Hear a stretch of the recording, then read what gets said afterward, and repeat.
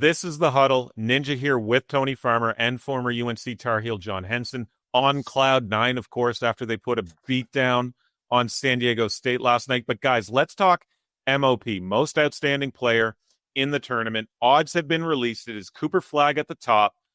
Broom is in there. Walter Clayton is in there, as you see here. A couple of the Houston guys after that as well. Those are the three main candidates, though. Tony, my question for you, would you wait it out to see how Cooper Flagg looks for Duke, or is there a chance that this is a good value spot and maybe too good to pass up? Yeah, I think this comes down to what kind of a bettor you are. Are you more of a conservative bettor? Are you more of an aggressive bettor? I'm the kind of person when it comes to injuries like this, I want to see the proof. I want to see that he's okay. I want to see that he can recover between games and stuff like that. So I personally would take a wait and see approach on that. I mean, they're expected to win their first game, so I don't think the odds are going to shift too much from round one to round two.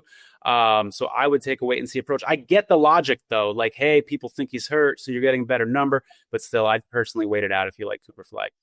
What do you think, John? I know you watched a lot of Cooper Flagg. I know you saw a lot of Duke this season. I know you're bullish on Cooper Flagg. Do you think it's a wait and see, or would you attack that number now with Cooper Flagg? Definitely a wait and see. You don't know how healthy he is. You don't necessarily know what's going to happen with this Duke team because Con Kneppel could easily take over the reins and become their guy, right? Like he showed us the last couple games when he was out. He's very capable of taking over and being the guy if Cooper Flagg's not 100%. If you kind of look at the winners of the last MOPs, you might as well go bet the future as well because you're going to bet most guys that are on the most outstanding player are the champion. So like, that's a tough spot. Can you do a little parlay? I don't know if they'll let you parlay most outstanding with the winner of the tournament, but that'd be some really nice odds. I doubt it though. They're not letting you do that. So guys, give me your main Steve with the too many red flags to bet Duke. I see you, Steve. Nice work. Fade the public. A good old NFL strategy.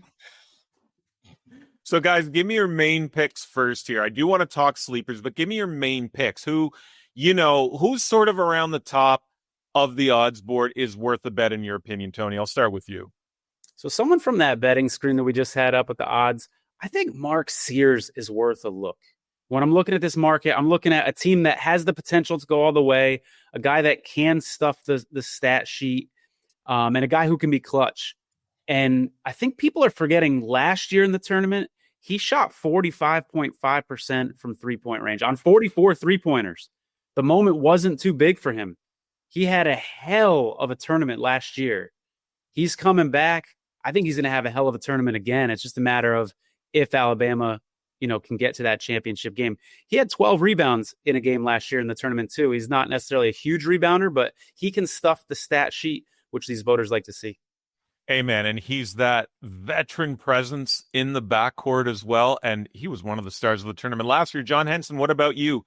Who is, sort of at the top of the odds board that you think is worth a punt in MOP betting markets? I think the value is just like amazing for Walter Clayton Jr. because, you think Florida's the team that is, most likely that's favored in a lot of brackets to go to the championship and win. And obviously the best player on the best team gets that award. So if you like Florida, you can get Walter Clayton Jr. at plus 800. I think that's a steal, especially since we don't know what's going on with Cooper Flagg, because trust me, if Cooper Flagg does not look right, it will shift within the seconds, people. So just understand that. You're probably always going to be able to get Cooper Flagg at plus money, a little value, but I like where Walter Clayton Jr. is at, being as I do have Florida taking it everything. So I can't fade myself.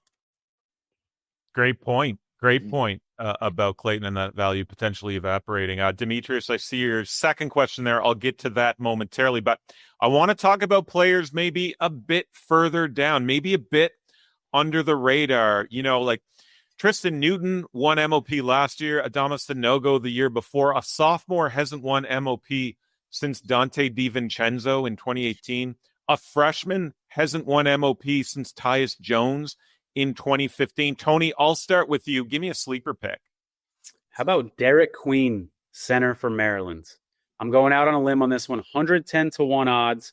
Maryland is in such a tough region that if they can get through, if they can get past the likes of Florida, etc., the narrative is going to be, and if he plays well, this freshman just led them through this incredibly tough region. He's averaging 16.3 points per game, 9 rebounds per game. He can block a shot too here and there. So like I said, about Sears, he's someone who can stuff the stat sheet.